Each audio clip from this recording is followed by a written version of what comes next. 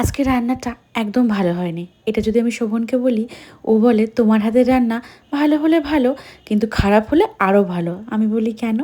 ও বলে খারাপ হলে তোমার হাতে পুরো রান্নাটাই আমি খেতে পারবো। রান্না ভালো হোক কি খারাপ, আমি রান্না করলেই ও খুশি। প্রত্যেক সানডেতে আমাদের বাড়িতে চিকেন হয়, আর রেডমিট আমরা খুব একটা খাই না, আমি তো টোটালি খাই না। কিন্তু হাঁসের ডিম অনেক দিন আগে থেকে ফ্রিজে রয়েছে, তাই শোভন বলল আজকে হাঁসের ডিম দিয়েই কোরমা বানাও। তাই প্রথমে মশলাগুলো করে নিচ্ছিলাম। ওই তো পেঁয়াজ আদা পেশা করে নিয়েছিলাম, আর শুকনো লঙ্কা আদা রসুন বেটে নিয়েছিলাম। তারপর মিক্সিতে চার মগজ আর কাজু বাদাম অল্প একটু পোস্ত দিয়ে বেটে নিয়েছিলাম। টমেটোটা না বাটাবাটি করব না, এটা ডাইরেক্ট দেবো কড়াইতে। আর হ্যাঁ, যেটা বলছিলাম, শোভন যেহেতু আমার হাতের রান্না খুবই পছন্দ করে, আমি চাইলে এই বাড়িতে কুক না রাখতে পারি। কিন্তু কি বলো তো, যেদিন আমি থাকবো না, বাপের বাড়িতে যাব, ঘুরতে যাব, আর তাছাড়াও না আমি ফুললি হাউসওয়াইফ নই।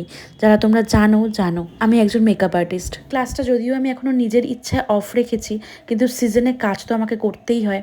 তখন আমাদের বাড়িতে রান্নাটা কে করবে? তাই জন্য না আমাকে না চাইলেও রান্নার লোক রাখতে হয়। আর ওইদিকে দেখতেই পাচ্ছ ডিমগুলোকে সেদ্ধ করতে দিয়ে দিয়েছি, আর এইদিকে মশলা কষছি। একসাথে দুই দিকে আমি কাজ করছি। তবে হ্যাঁ, রাতে ম্যাক্সিমাম সময় রান্না বা ওর পছন্দের কিছু খাবার আমি ওকে সন্ধেবেলায় টিফিনে করে দিই।